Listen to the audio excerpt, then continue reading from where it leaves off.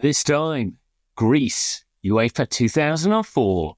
The Greek gods that defied the odds. No, nay, never. No, nay, never, no more. 'Cause I'll stay a wild rover forever and more. Hello and welcome to By Far the Greatest Team, a football podcast in which fans attempt the seemingly impossible task of ranking once and for all who is the greatest team of all time. My name is Graham Dunn, making the case for Oxford United every week without fail, maybe even this week. And joining me as ever, the king of data, it's Jamie Rooney. Yes, Graham, hello. Greece is the word. 2004, summer dreams aren't being ripped at the seams in this version. Very good, very good. I can see where you got with that. Extraordinarily, we wait all this time to do one Greek team, and within a matter of weeks, we do two Greek teams. I'm absolutely delighted that joining us once again is our Panathinaikos specialist from last time. It's Gus Krasonis. Gus Krasonis. I worked really hard to get that right. Hi, Gus. Everyone. Hello, guys. Thank you again for having me. Always a pleasure.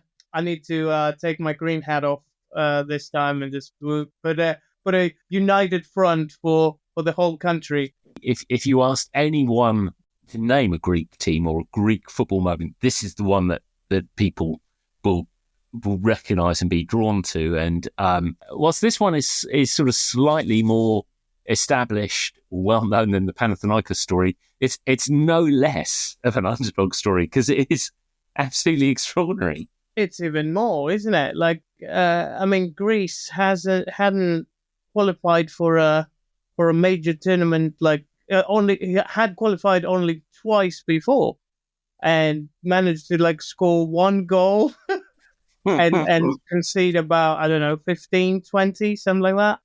Definitely on the international stage, there was no Greece. But a personal question for you, Gus. Yeah. This is a dream summer. I think it's May 2004, Panathinaikos win the league. Then we're talking about this great Greek team. And then you got this Summer Olympics. I mean, it's just a dream, isn't it?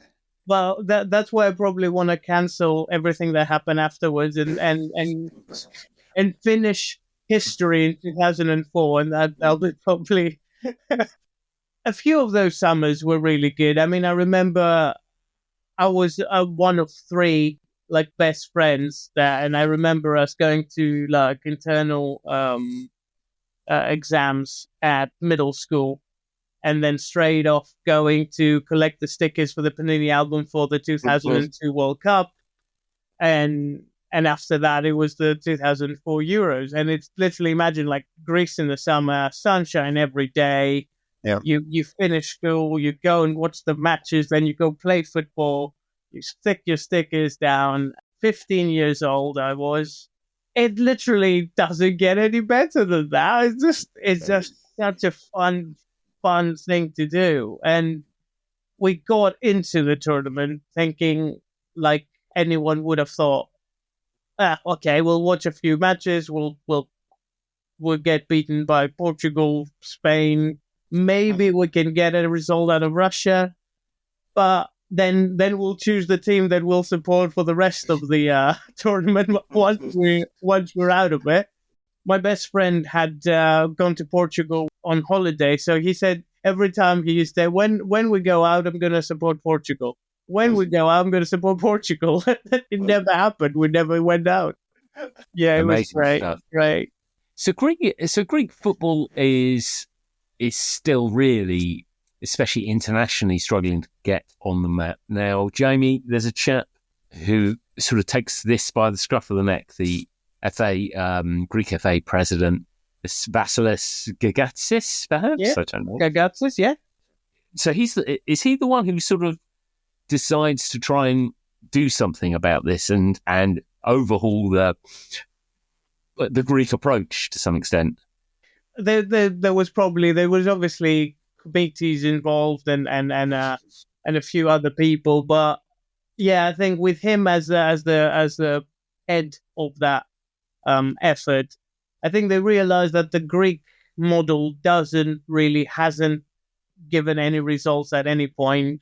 You can't go far with passion alone. You need someone that understands the game and can provide some structure to the passion, and hopefully, just obviously they wouldn't have dreamed of the result, but we were just hoping for a few more goals, maybe a win here and there. That's the kind of level you were hoping to get, and obviously the German model is well proven. Rehhagel is appointed, and it's a change of direction for the Greek national side. But it was they did feel that there was some resistance towards Rehhagel coming in as a foreigner, I think it was called, in terms of into the national team. He gets off to a pretty poor start, losing 5-1, I think it was, to Finland in the World Cup qualifiers for the 2002 World Cup. And fair play to Agatis, is that pronunciation correctly? Yeah. He stands by the plan. He's committed to his decision. First of all, the appointing, it's not just appointing a foreigner, it's the anti-German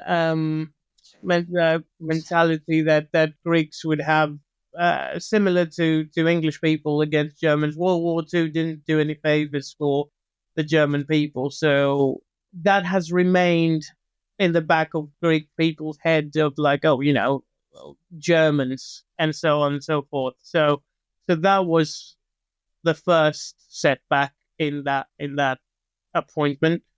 And the other thing was that Rehhagel doesn't speak a word of anything else other than German. So before he eventually found his assistant manager, a Greek person that was born and grew up in Germany, to bridge that cultural gap, I don't even know how the first few sessions or months went by with the two sides pretty much not communicating in a common language. It makes sense that they lost 5-1 when he was probably shouting directions at them and they didn't understand it. And it's a really stark bomb because, of course, if you were to appoint a German coach or manager now, I mean, if they're any good, they would have been in the English Championship managing someone there, and kind of this pathway for English clubs which have decided that German coaches are the way ahead. It's a sort of this almost becomes a pathway. But I think maybe what may have influenced the Greek FA was what England was doing, because England, whether we like it or not, is sometimes seen as the kind of the blueprint to football around the world for probably historic reasons more than anything else. And they had appointed Eriksson. And I think that was the first time a foreign manager had managed the England national team. And that probably just raised a few questions globally and in Europe, whether, well, if England are doing it, why can't we do it? That type of mentality.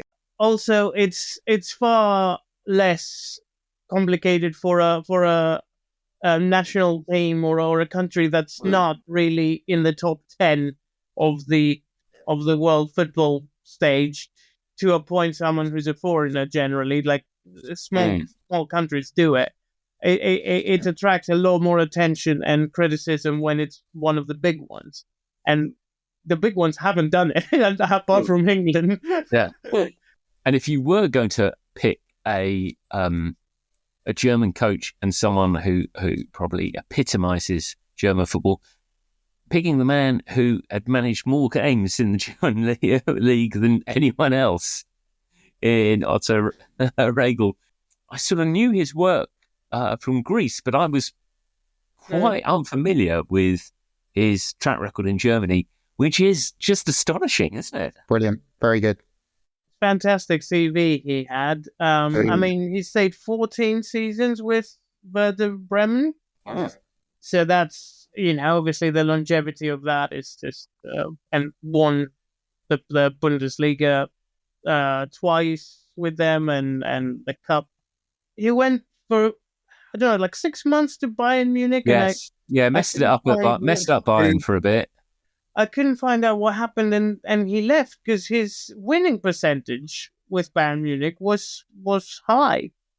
So I don't. I think isn't it? Doesn't he get sacked Mourinho fashion 2 days before the UEFA Cup final, which is over 2 legs, and Franz Beckenbauer comes in and wins the cup final that day. So there's he obviously had rankled someone at Bayern, in the same way as.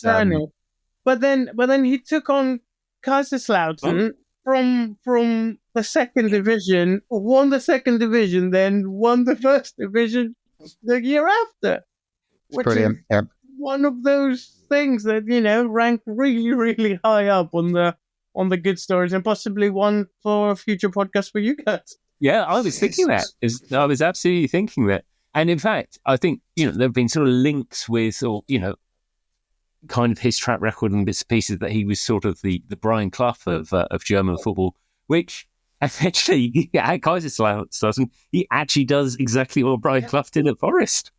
Yeah, and I think it kind of mirrors a little bit the how Clough was the greatest manager England never had.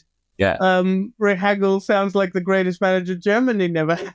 And he was touted to be the next, he always wanted the position, and he could have been great in it, but he took a punt in with Greece for some reason, and he accepted the role. I love on his Wikipedia page, there's a little fact that says he has managed more games than anyone in the Bundesliga, I think it is, and he's won more games than any manager in the Bundesliga, and he's lost more games than anyone else in the Bundesliga, and he scored more goals than anyone else in the and he conceded more goals. In fact, you might as well just put he holds every record in the Bundesliga. He's had so many more games than anyone else. Like, he can just win, draw, and lose more than anyone else. He's been around for some time before he takes the Greek job. I mean, he's in his 60s when he takes the Greek job.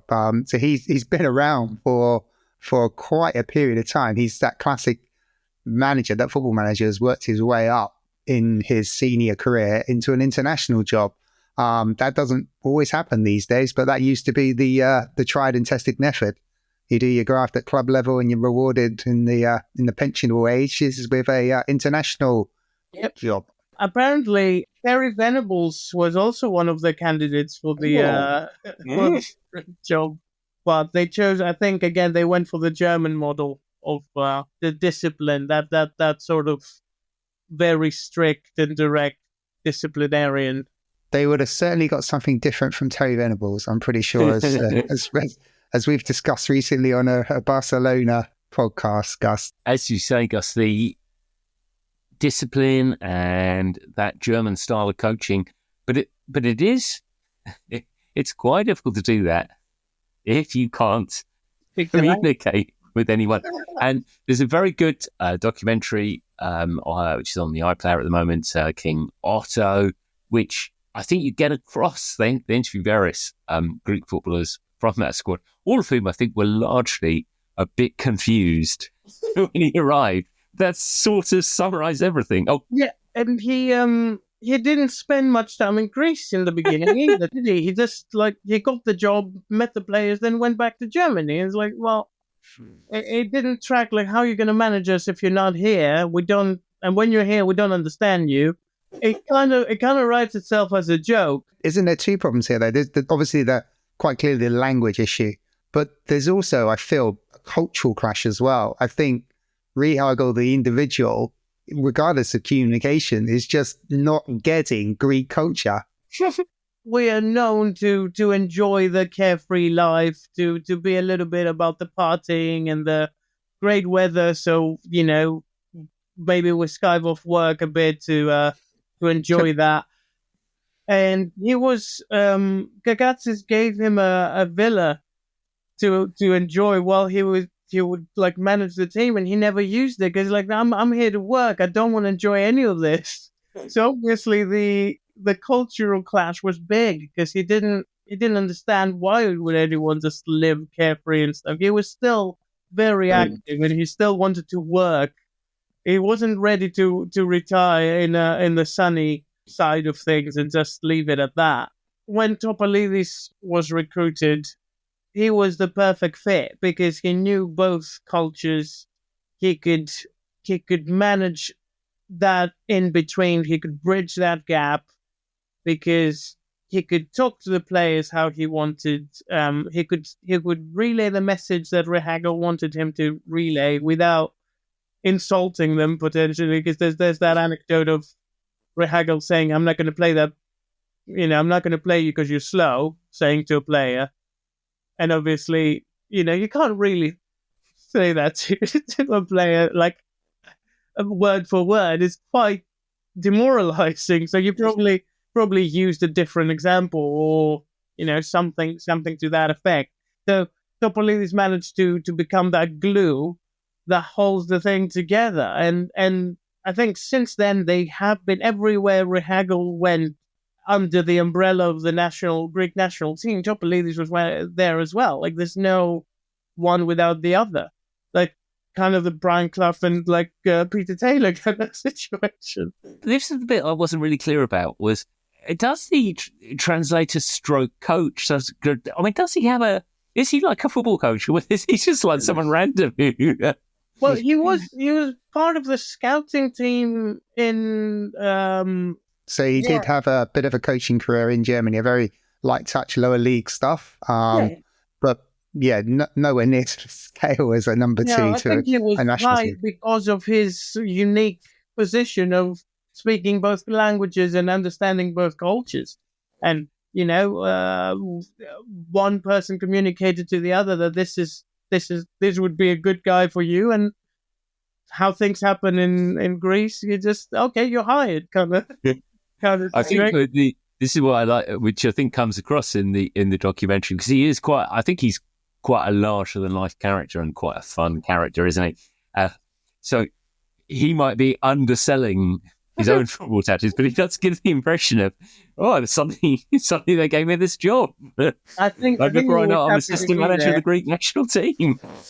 I think he was happy to be there, and why wouldn't you be? Like that's a great position to be in. And obviously, when that gap was bridged, the results kind of started coming, didn't they? Because obviously, there's that England game that I remember vividly watching and cursing David Beckham for his magnificent right foot.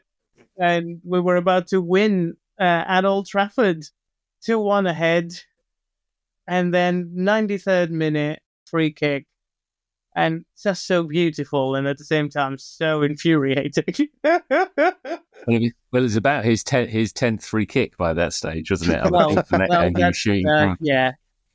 But it is interesting. You're absolutely right, because there actually is. I mean, Greece are massive underdogs for this tournament, but there is an element to which nobody's watching and looking at what is happening with Greek football across that period, because it's a tremendous effort against England. They very nearly nick it. And then when you look at the qualifying campaign for Euro 2004, I mean, they win the group, and it is not an easy group.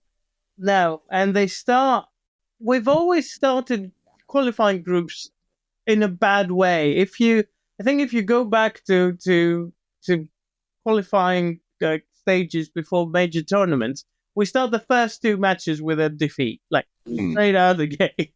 In that one, we did 6 wins in a row, and we managed to beat Spain. We managed to beat Ukraine in Ukraine. And we're playing, I think, in my opinion, we're playing quite a, interesting, good football. We're not, it's not ugly anymore. It's not that sort of, disorientated World Cup 94 kind of style of football. Has a little bit more rhyme and reason to it. But yeah, as you say, they wouldn't have a reason to keep looking at that. That's every good results amounts to a fluke to anyone who's not looking. And it's okay, well, what else is new and who cares? But from within, Greece starts to has some building blocks to get us a little bit further, get a little bit more respect from the world stage rather than you're at the same level as like San Marino or something. Yeah, the football. San Marino, they're doing all right. They are doing very well. True greats. The Greek team, though, in that qualification, you're right. I think they beat Spain away from home as well, 1-0. Only after they start off in their customary fashion by losing the first game to Spain. 2-0. Slow starters. That is true, yeah. But they seem organised. There seems to be kind of, don't always like to say it, but there is an identity about them, and I think that identity does carry right through to the finals. And I think that's largely down to the fact that, and Gus, tell me if I got this wrong, I don't think Rehhagel has a great pool of players to pick from. I mean, in terms of like the national team, he's not got the riches of what England and Portugal and Germany and the Netherlands are able to pick from at that particular moment. So he's almost using the fact that maybe he's only got 25, 30, 35 players to potentially choose from to his advantage, because he can bond the team a lot stronger. And that's part of what he needs to do. And I think he does become a bit softer as he becomes the Greek manager as well. I think he becomes a bit more, and he was honoured as a Greek, but I think he starts embracing the Greek culture a bit more and less of the kind of the German culture in him. Obviously, yeah, the pool of players is not going to be as big as the big nations. A backbone starts forming of certain players that they're good, because at the same time we're looked at, and the fact that Greece as a national team hasn't had any success tends to overshadow some of the really good Greek players that play for big clubs at the time. So Karagounis was at Inter Milan. Yep. Vasilis Chartas had been at Seville for a number of years, and many players, many of those will make their big move after the tournament, obviously. And there's the Panathinaikos side of the early 2000s that who mentioned that? I don't know. That obviously contributed to that side, because the players know each other and have played with each other in Panathinaikos and AEK, because AEK has a lot of players in that squad as well, that they all kind of know each other. They know their style of play, and they form that backbone of with a few changes here and then, with a few substitutions, but generally this is the core that we're going to go forward with. And they're all in very good age. They're all like, mid to late 20s, so that no one is overly old, no one is really, really young and inexperienced. They're all like a perfect age, apart from Seiterides is quite young. The other thing that perhaps the world took its eye off the ball on, and might have been a pointer for what was to come, is that Greece topped the group, scoring 8 goals across 8 games at one game, only conceding 4 goals.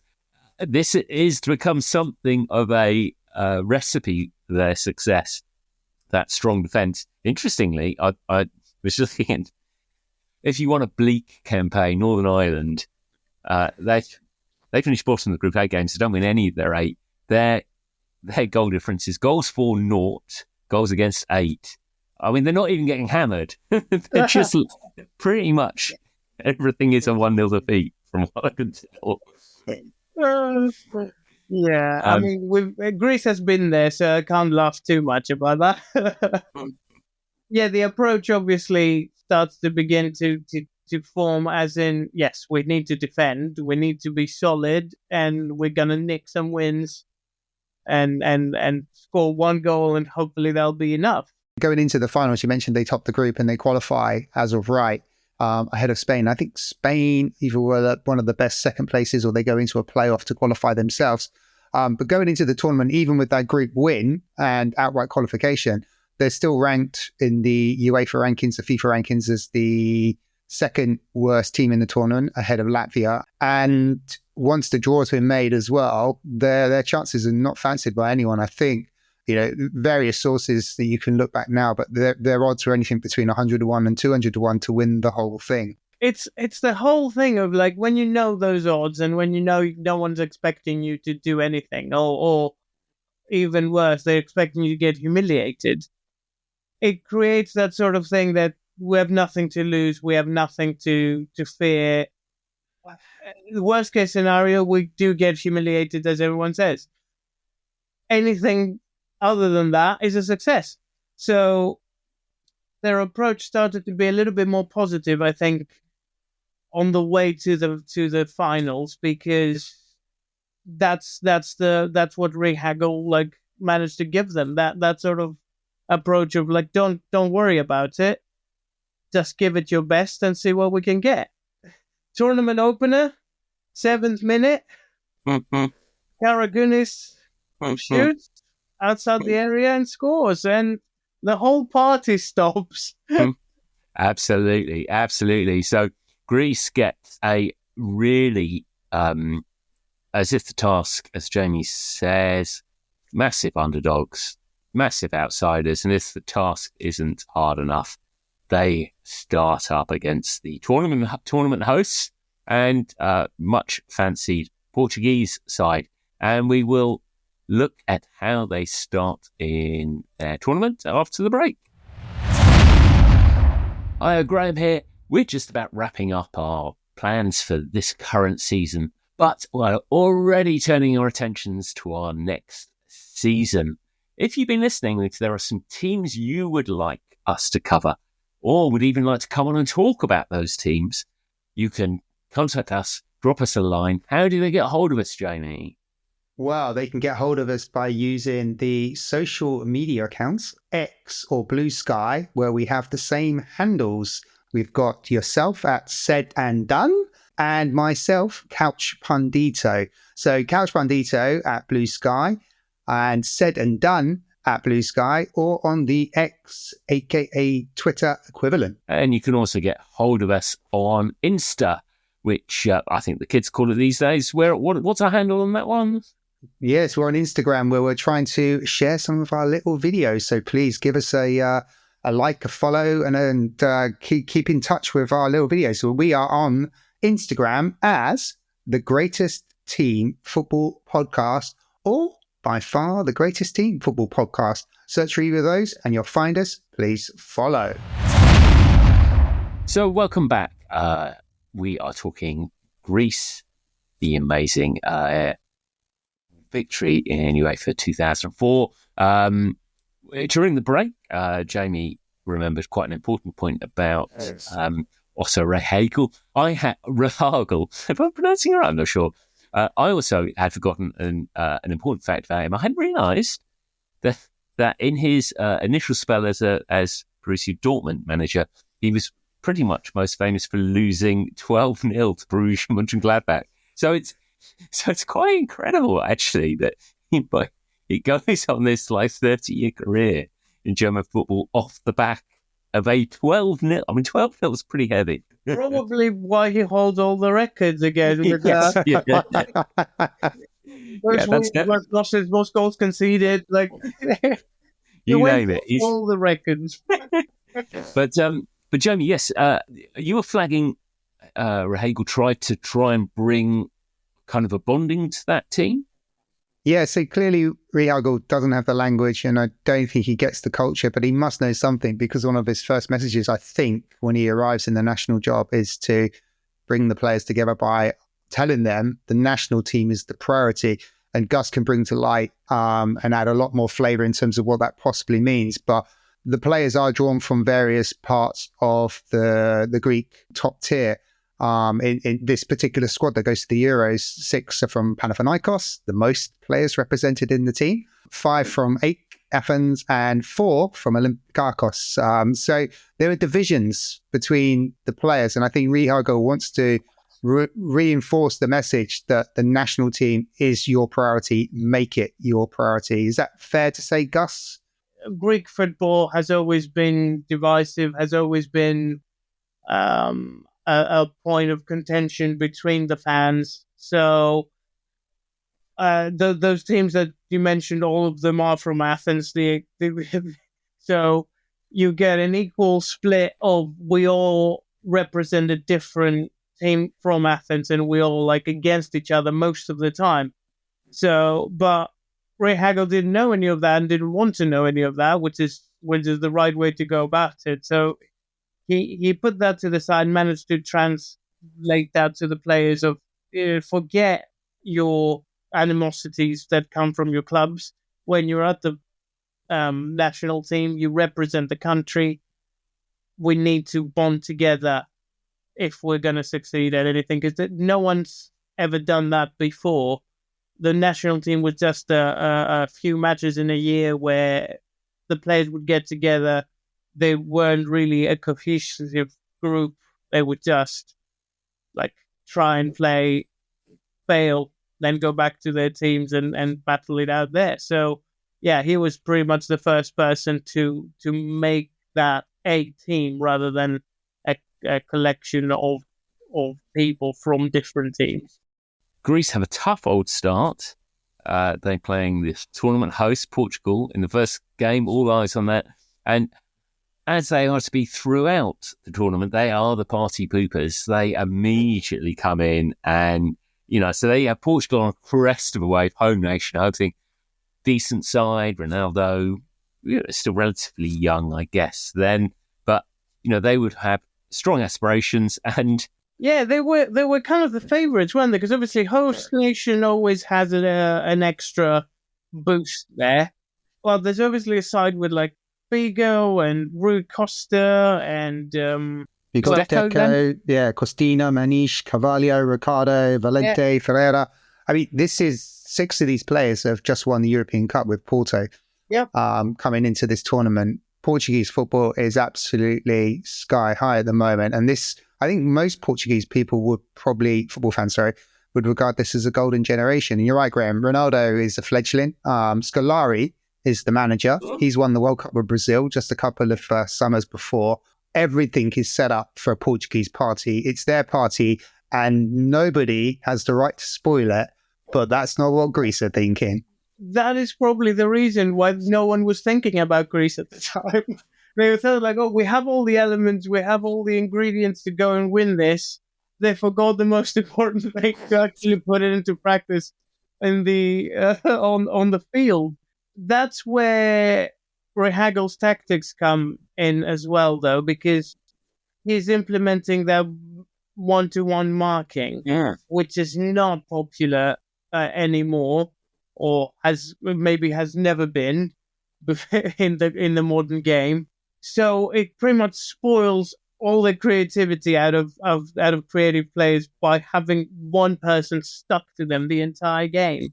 He also puts Velas, the centre-back, acting as a sweeper. So any ball that gets through, he sweeps up and restarts the game. So that is incredibly frustrating to teams that are expecting to put their possession into good use by allowing their creative players to create chances. So that works really well. And obviously with Karagounis scoring in the 7th minute, then the pressure is instantly on, and that makes you make even more mistakes trying to get the equaliser, and then it ends up being a second goal for Greece. I need to point out that Karagounis, obviously Panathinaikos player, Inter Milan at the time, but Panathinaikos player. Then Seitori, this Panathinaikos player, wins the penalty, and Bastinas, Panathinaikos player, scores it. Just if anyone's keeping track, which team actually won that game. But no, we're talking about the cohesive group and not individual teams. So there's no room for club sentiment here. There is in my book. But it is interesting, the man marking thing, and it shows an adaptability on Rehhagel's part, who because this isn't how he has generally played football. It's not as though he is renowned as a defensive coach who was he's cutting his cloth accordingly, isn't he? I think that's the mark of a true great manager, isn't it? Because you adapt to what you have.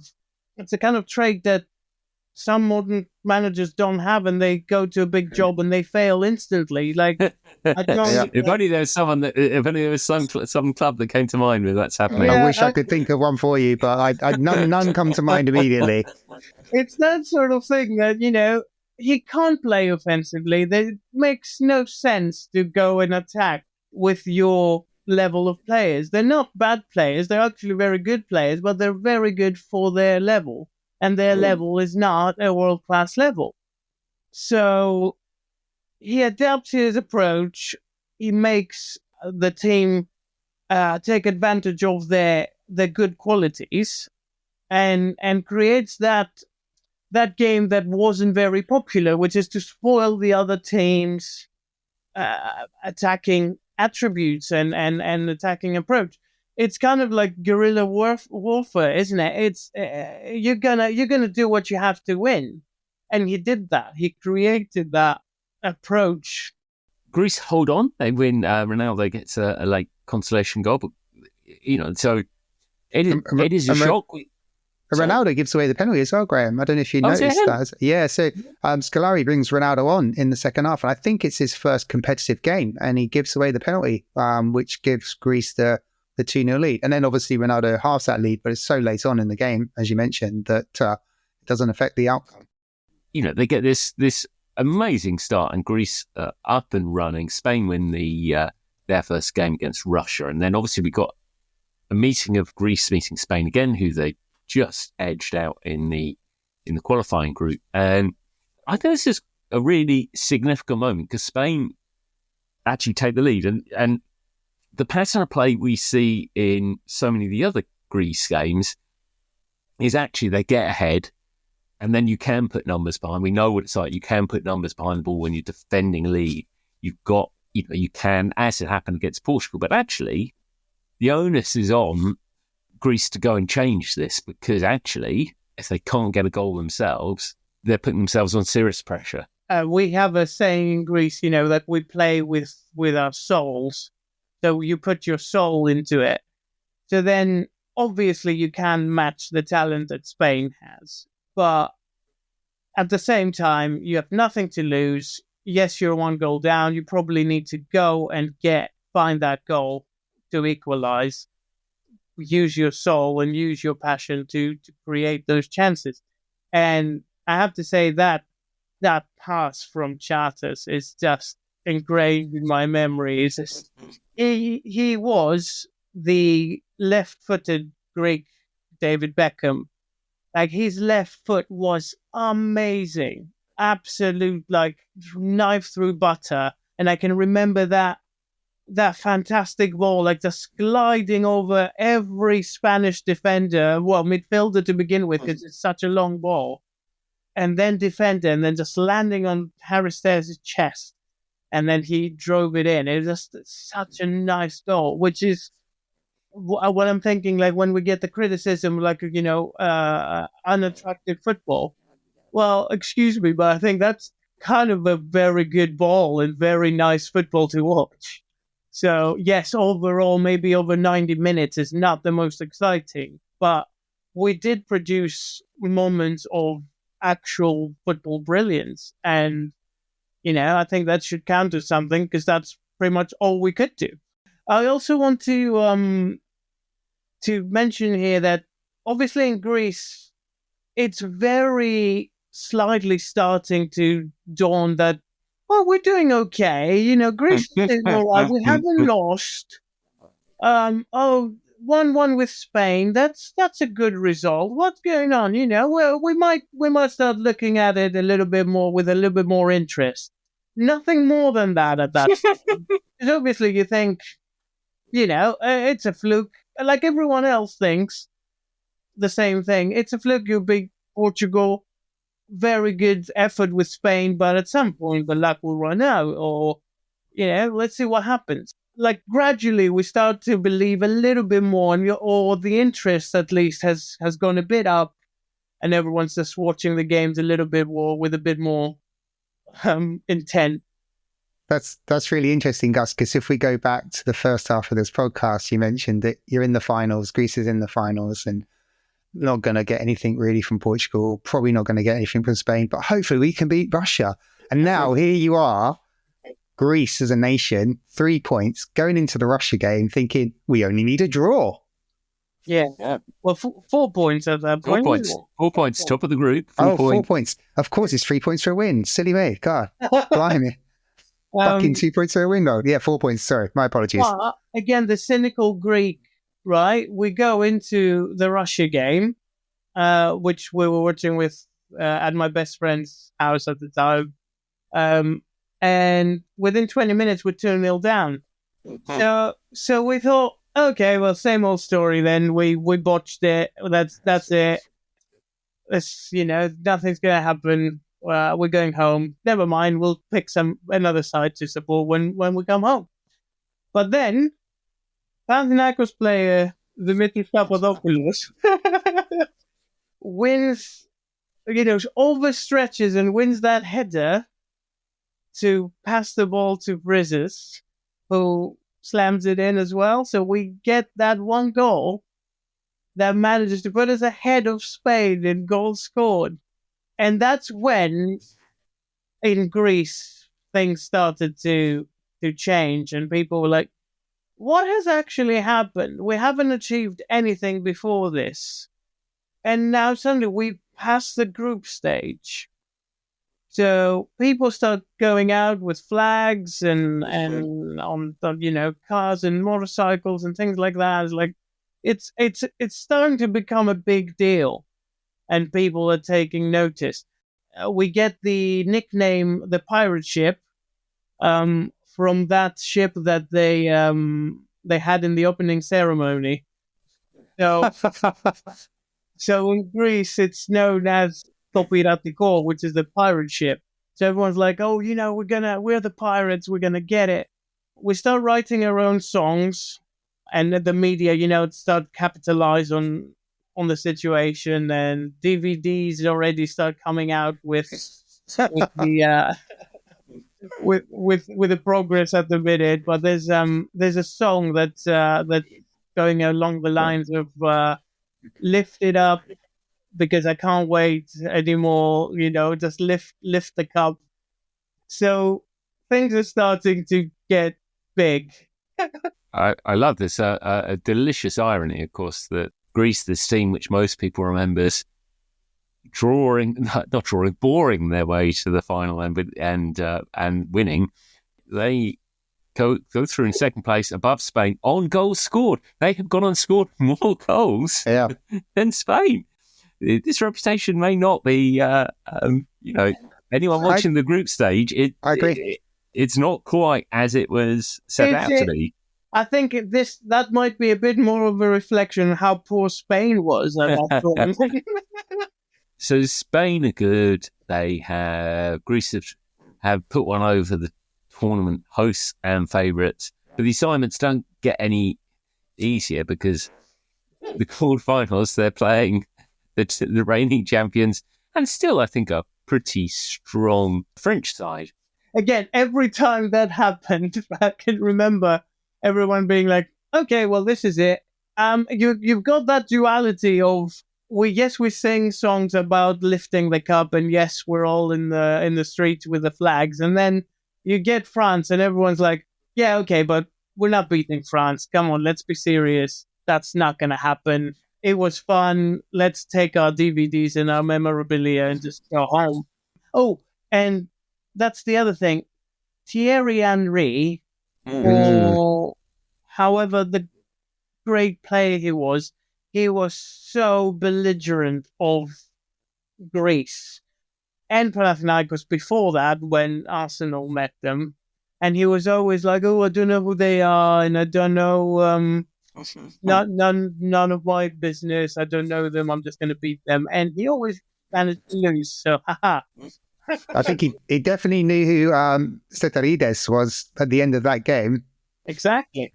We talked about the man marking. I mean, that is an absolute masterclass of man marking. And I think it was Santini, Jacques Santini, or I can't remember the French manager. I mean, why doesn't he take Henry off and change the tactics? Because Henry gets no change out of this right back, this Panathinaikos right back, Graham. Yep.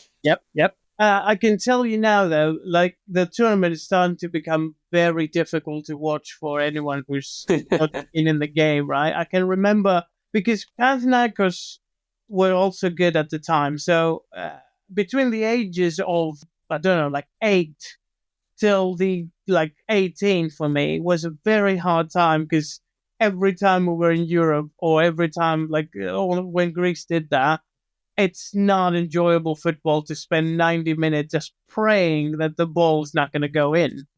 And, Andre had a couple of headers, and you're just scraping it off and away from the line, and it's just absolute terror into getting that result.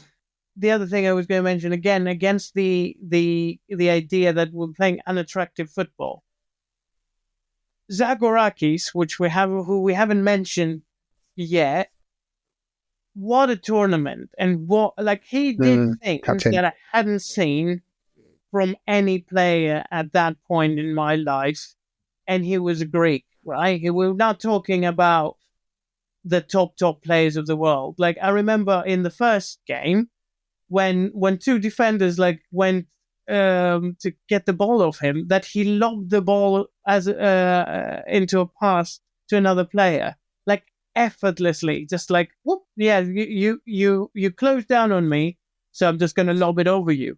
And then in the France game, after Bassinas passed him the ball on the flank, Lizarazu just approached it to steal the ball and just flicked it over him again, effortlessly. Such a easy, made it look so effortless and brilliant, and then makes the most weighted cross to Harry Styles, makes the best jump, fits in the corner, and it's oh yeah, it's ugly football. I beg your pardon, but it really isn't. It's really pretty football. It's an extraordinary moment, and we know once Greece go 1-up, no one seems to have an answer to sort of breaking them down. And I don't think you could underestimate the energy and the kind of commitment and belief in this Greek team by this stage. It is really difficult to play 90 plus minutes, three games of 90 plus minutes in this case, the semi-final, and to not switch off. You have to be really drilled in that, especially when you're playing the teams that they are playing. Massive teams. Yeah, it's a graft, isn't it? They literally put a day's work into the whole thing. It's just Sateridis had the mission of not letting Henry off his side, and he literally did that. He probably followed him to the toilet. He literally didn't leave him alone, and that's incredibly frustrating. Doesn't lend to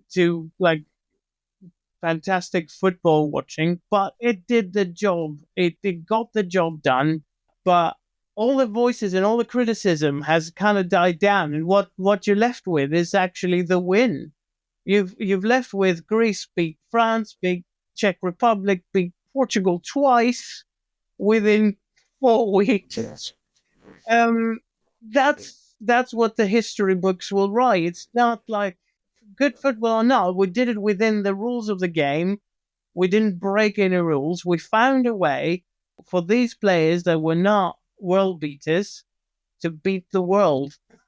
Okay, so Greece have dealt with the hurdle of the host nation, and they dealt with the upcoming Spain, and they've dealt with the previous winners.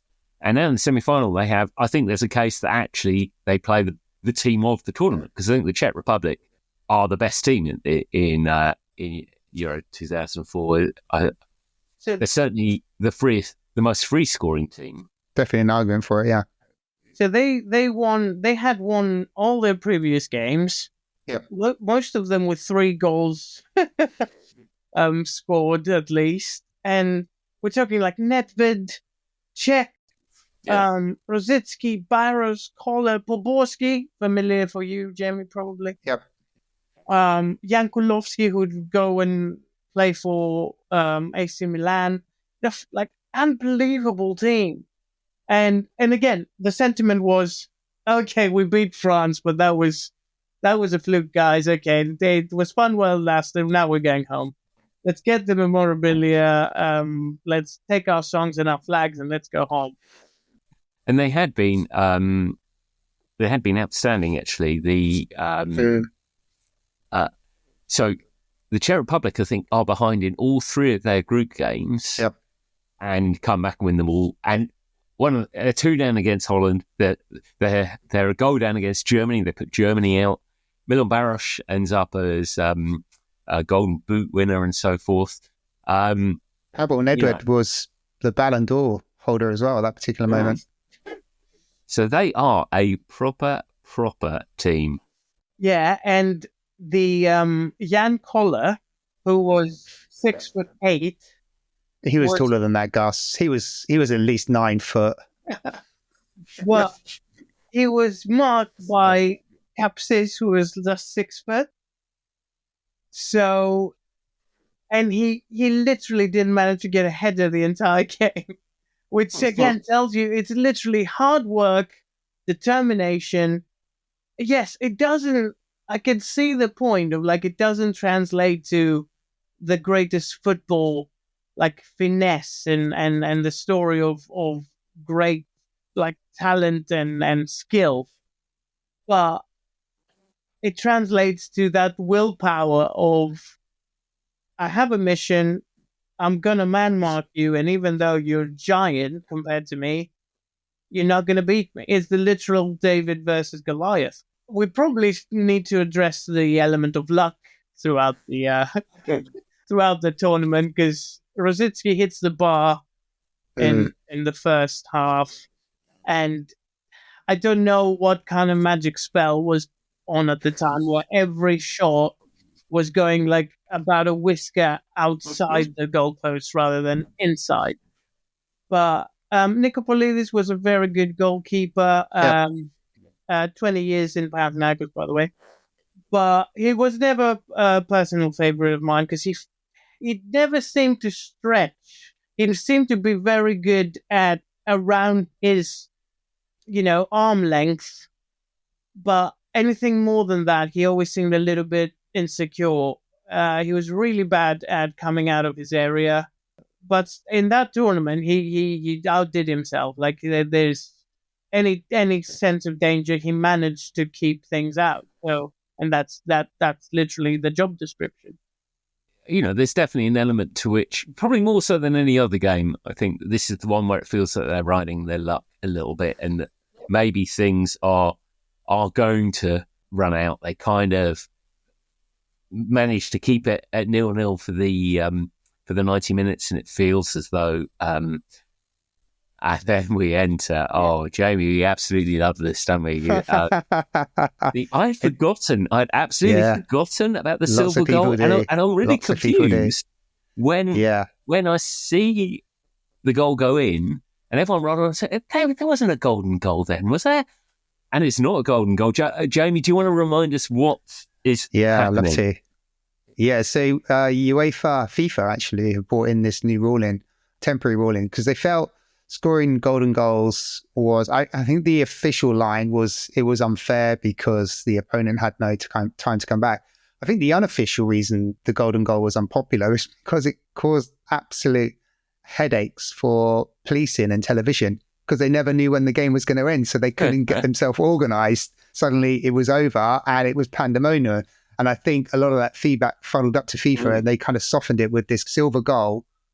Now, silver goal comes in around about 2002, 2003. It's never really been used. This is the most famous and probably the only silver goal worth talking about. So there was a silver goal instance in the 2003 UEFA Cup final when Porto beat Celtic. Now, Porto beat Celtic 3-2. The goal was scored in the 115th minute. Now, silver goal is, if you score in the first period of added time, you play the remaining minutes to give the opponent the opportunity to get back into the game. And if at that half time of extra time, there's no more goals, the game finishes there and then. And the police and the TV cameras, they all know that the TV producer can line up the ads. The police are lined up for invading fans. There's your conspiracy theory. I like it. Everyone's happy apart from the opponent. So this ruling was in place in 2004. The silver goal was in place at Euro 2004. And Gus talks about luck. It's what has become a trademark Greek goal. A ball fired in from the right-hand side, close to the 6-yard box, normally met with a header. Yeah. And it occurs in the 105th plus 1 minute of the match. So it's in the final seconds of the first half of extra time when the silver goal rule is in place. And the timing couldn't be any better. And that's it. And when he scores, at that point, Greece erupted. Literally every person in Greece went down on the streets. We were in the final. The Greece had never made it to past the group stage and had made it twice before in a big in a major tournament and managed to just be a punching bag for any other team. They're in the final. It's there is no better word for unbelievable. If someone wrote a story in 2002 saying Greece will win the Euros in 2 years, they would have said, I'm not publishing that. That's rubbish. And yet we were in the final. And I think for just balance as well, because I think there was some feeling at the time, and maybe even still now from some people that, and Graham, you've mentioned it, because the Czech Republic had come from behind in the 3 group games to win them. There was some argument that the Czech Republic, if they had that extra 15 minutes and the silver goal rule wasn't in place, then they could have turned that game around. I would counter that by saying every time Greece took a lead, they never lost it. So I don't think the theory stacks up. We'll never know because history wasn't written that way. Greece won the game and the rules were in place at that particular moment. They were the winner. There are no if, buts, and maybe. And I think this probably lends itself a little bit to some of the narrative that we've had here where, Greece are an underdog. They're an underdog in this whole story. But they seem to be, and this is through the lens of the English press where I was watching the tournament, it seems to be that they're not our type of underdogs, so we're not going to cheer them on. Whereby the Czech Republic probably was some people's favourite underdog because they had a style about them was slightly different to the Greek style. But I just think this all kind of plays into the narrative of looking down on what is a fantastic achievement. Greece are in the finals of the Euros. There's no other story. That is amazing. And what I absolutely love about it is, I'm sure everyone will remember, probably remembers a lot about this story, but watch this goal again, watch this moment again. I've literally just been watching it as you're speaking again because I love it so much. Because I'm that boring. This is what that means. I'm not saying that, of course. What were you saying? I lost track. But this is how the golden goal. This is the positive about the golden goal, and in this case, the silver goal, which essentially acts as a golden goal, is you get that moment of elation where, when you've scored, it's kind of like I guess it's the equivalent of scoring the winning penalty kick when everyone running on the pitch, the elation on the pitch from the players on it, absolutely fantastic. And I love that. Otto Rehhagel actually, he runs certainly much younger, as a much younger man than his age would have appeared at that point. But he sprints on. But of course, presumably, he has no one to talk to about how incredible this is because he no one on the pitch. I think he doesn't understand anyone on the pitch. And I think that was the first time that he actually let himself celebrate in that sense as well. Because I don't think he did it against France. At that point, I think the achievement was already there. Like even if we lost the final, which I think that's probably the parallel with the Panathinaikos story as well. This is the good outcome where we made it to the final and won it. But even if you didn't, he came as a savior of Greek football in a sense that he could probably organize the national team to be competitive enough to appear in major tournaments. And he did the impossible, and we're in the final of a major tournament for somehow. So I think at that point he let himself enjoy it, because that might have been it. That might have been the end, but the success was already there. And I don't think there was going to be any difference in welcoming them back if they lost the final. Like, they would still be national heroes. He would still be an honorary Greek.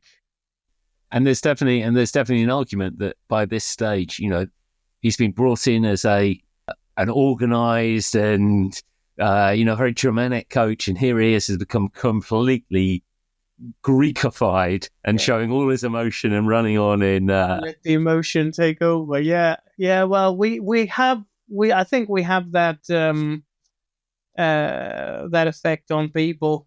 If you spend some time in Greece, you start gesticulating more. You start being a little bit louder.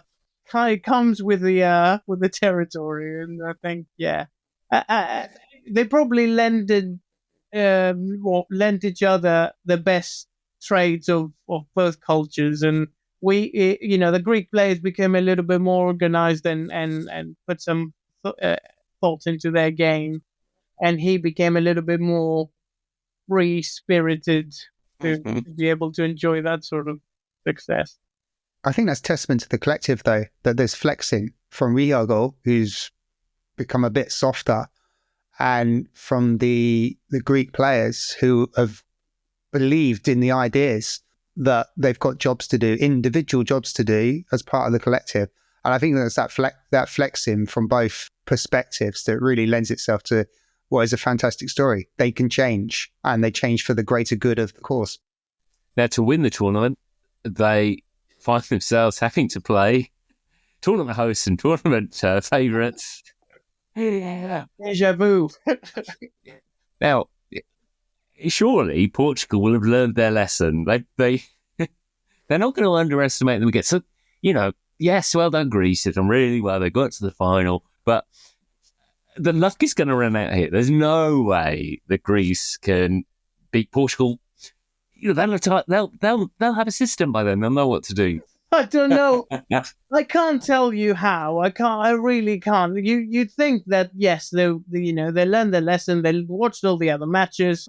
They probably have. Scolari has won a World Cup. He would have come up with a radical formation or something to apply, but no, it was the same thing, and again the same effort. There wasn't a big plan of action. It didn't seem to beat the Greek style. Scolari definitely hasn't done enough in terms of the tactics in preparing the Portuguese for set plays, because it's no secret in terms of how Greece can hurt you. It's no secret how Greece can stop you from getting any way behind their defensive line. And Portugal failed pretty much to get behind there's a couple of chances, but they don't. Gus, you tell me, I can't think of anywhere. I think there's one potential chance, maybe Ronaldo gets behind them. The set play wins the final. And that's not a secret. We've all seen that. Yeah. We've all predicted that before the final started. I mean, we all had a fiver on Greece scoring a goal from a corner, yeah? Well, and you saying that, I think I had a dream. I think I dreamt of the number 56, which is the when the corner was won. Obviously, the goal was in the 57th, but for some reason I woke up at 56. Wow. I know you won't believe me, but it doesn't matter as it happened. But yeah, again, let's give it up a little bit for the set pieces takers, right? Both Krasonis and Charters were fantastic at set pieces. Zagorakis used to do the deep free kicks as well. He was really good. So obviously there's been work on that. Again, I don't need to mention Charters' left foot. He didn't need to work on anything. I mean, the criticism for his entire career was that he never used to track back or run at any pace. He would probably walk the entire game. But he had a left foot that he could score 2 free kicks in a game, so then you didn't need him to run back. The free kick takers and the set piece work has been done, and it shows. They're really good at it. And Harris there's positioning himself and every time in the right place. It's a testament to his like situational and positional ability. Apart from that, I don't know what Portugal were thinking. I don't know how you miss that. I mean, take a page from Rehhagel's book and put someone on him the entire time. You'd think that might be one of the solutions, but it was a blessing that it wasn't one of the solutions, and they didn't think of it. And Harris there scores a goal. There's a match that I love from this, which is Portugal corners 10, goals 0. Greece corners 1, goals 1. That tells you everything. Yeah. Everything you need to know. It's not about quantity, it's about quality. It's true. So against all odds, and it really is, it is just the most astonishing win. I can't think of a major tournament over, and actually this is a proper size tournament as well. I think you can, this tournament previously was quite often only 8 teams. Now that was quite difficult to get to, but once you got there, you could argue you've only got to win, get yourself through the group, maybe 5 games. This is a proper, that extra knockout. You've got 3 rounds, you've got to win 6 games. That's a proper tournament. Let's ignore the fact that every single game was against one of the most fancied teams in the tournament. Yeah. I think also I thought of the parallels with the World Cup of 1950, where Brazil was the favourites and in Brazil, and then they lost the final. Yeah. Uruguay. I thought there was similarities to that, because no one thought then that Uruguay would do it, and similarly, and especially twice, no one thought that Greece can beat Portugal twice. Yes, once is a fluke, but twice? But it happened, and I don't think anyone slept that night. I don't think it can't be luck, because you spend, that will run out. It can't be just ugly football, because eventually the pretty football would win if that was the case. So it was the hard work, it was the effort, and somehow we beat the odds, and we did it. It is fantastic, and an achievement that will be there for the entire time. The Rehhagel is presumably he gets honorary Greek status for life after this. I mean, yeah, he's he's a legend. They all came back. We had the fire engines like throwing water over the plane when they arrived, and they went straight from the airport to the stadium to showcase the cup and have the big ceremony. It was fantastic. And obviously, yes, there was Olympic Games after that the same summer. A year after Greece won the European Cup in basketball, which is kind of our national sport. A lot more success in that. So it was a very good couple of years for Greek sport, and from nowhere. I mean, and in basketball we had a few years that we hadn't won anything, and suddenly the sport in Greece just seemed to bloom instantly, and then we had good Olympic Games. Yeah, it was a very good summer. Just to bring a bit of statistical flavour, Graham, if I can just be a bit boring about things. So Greece's win ratio is 66.7% in this particular tournament. That's they play 6 games, sorry. So I've looked at tournaments from 96 through to 2024, where the tournament was expanded to 16 teams, then 24 teams. So they win 4 of those games. Now, that's the same ratio as Germany in 1996 and Spain in 2012 in terms of win ratio. Goals scored is 1.17. Now, that is the lowest of all the winners. It's not the lowest of all the finalists, though. England have been lower recently with 1.14. Italy in 2012 had an average of 1. So it's not the lowest for a finalist. And goals conceded, it's pretty good, 0.67. Not the lowest. Spain had an incredible year in 2012 where they only conceded 1 goal in the whole tournament.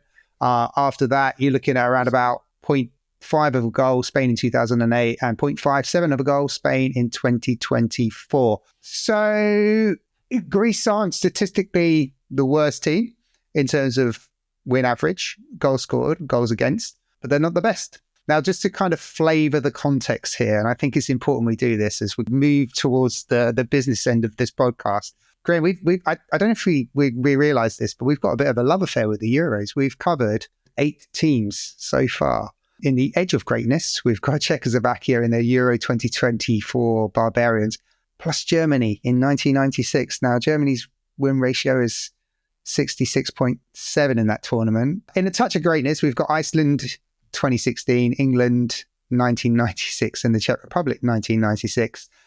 We've got 2 teams in true. The Netherlands, who won it in 88, and Belgium.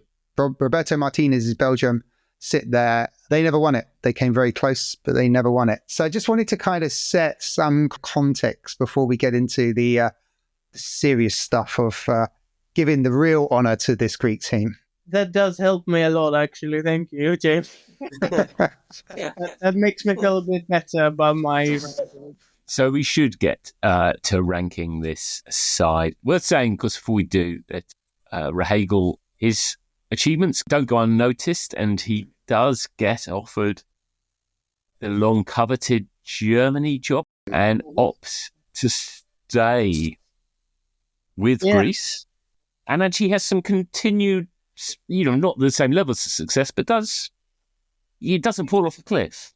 Lightning doesn't strike twice, does it? He doesn't fall off a cliff, but obviously we don't make the 2006 World Cup. Greece generally stays at kind of a high level till about a decade ago, because when Rehhagel eventually gave the mantle and kind of retired, got Fernando Santos, who then went on to manage Portugal and winning the Euro in 2016. So we do well in Euro 2012, as in we get through. I think we get off the group stage. And then the World Cup 2014, we managed to get to the first round, and we lose the penalties to Costa Rica. I also think the Greek winners of 2004, their legacy lends itself to their host at the time, Portugal, because Portugal win the Euros in 2016. And I didn't share this with you then, but I'll share it with you now. Portugal's win ratio is 42.9% when they win Euro 16. They don't even win a group game. They draw all 3 group games. They qualify on goals scored. They score an average of 1.29 goals and they concede 0.71. This is when the tournament has been expanded to 24 teams.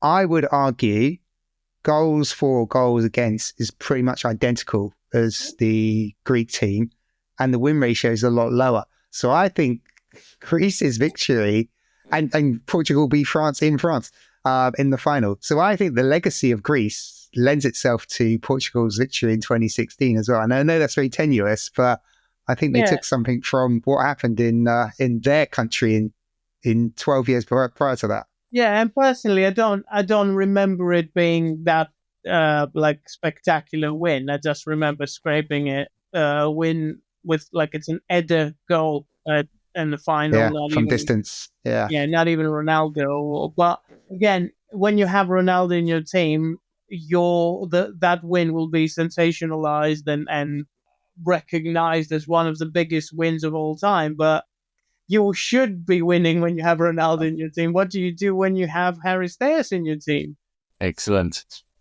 Right, we should get to ranking this team. As a reminder, we have 5 categories of greatness, from all-time greats right at the top, true greats, our middle tier category, touch of greatness, then we slip down to edge of greatness, and then our bottom of the road category, blink of greats. Jamie, as ever, where are you going to take us with this Greece side? I put some thought into this and I've been worrying about it as well. And that's why I'm glad Gus has appreciated my reference to how we've ranked teams previously. So I do think the context is important in this particular one. I think we should really encourage everyone to talk up the tactics of Greece. Very important. People argued at the time, then, was this the beautiful game? What is the beautiful game? That's so subjective. This is a beautiful story. And if that's not part of the beautiful game, then why do we follow this wonderful game, wonderful sport? I think the sum of the parts is just incredibly put together by Rehhagel. The players buy into it. And it's just got a really great feel-good story about it. And it's happening to a nation that doesn't experience these highs. And it's nice when a team that doesn't normally win a tournament wins a tournament, because we can get lost in Spain and Italy and Germany and Brazil and France winning all the time. And it's great for the game because they are arguably the best teams. But this is much better in my money when a team like Greece or England is able to get through to a final and win it. They've beaten France, the current Euro holders, and they've beaten Portugal twice. And they've beaten, as we talked about, a brilliant Czech team that we probably will cover again as our obsession with Czechoslovakian teams continues, Graham. But I'm going to start the ranking by doing something incredibly embarrassing. And I'm going to quote the incredible genius of Gabriel with dreams can come true. Do you hear what I'm saying? Got to say how I feel. I can't believe my ears, but I know it's real. I know how to rank them, and Graham, it's due. Can't deny my feelings because they are true. 3 grades. Oh, okay. Wow. Hey, I was trying to bring myself to remember Gabriel's number 1, I think, as it went. Gus, where are you going to go? When I was thinking about the rankings, since we mentioned that we might do the Greece side, I was thinking that it would be touch of greatness, because obviously they weren't anything before, and they're not much now. It's kind of a moment in time again, and they were touched by greatness for those 4 weeks in June 2004, and that was my thinking at the time. But when Jamie said that you've ranked like teams that haven't won it in true greats, like the Belgium side, and again, yes, very good side, but you expect like teams with De Bruyne and that caliber of players to win it, or to be up there. I think the quality of Greek players for their standard, and the brilliance of Rehhagel to adapt to the pool of players he had, to change his game to fit those players, to embrace the culture. I think all the pieces fell in the right spot, and because they managed to win it, I think true grades is a good representation. I mean, I'm with you. You're not going to get any arguments from me. I mean, I always put underdog teams up there because I love them so much.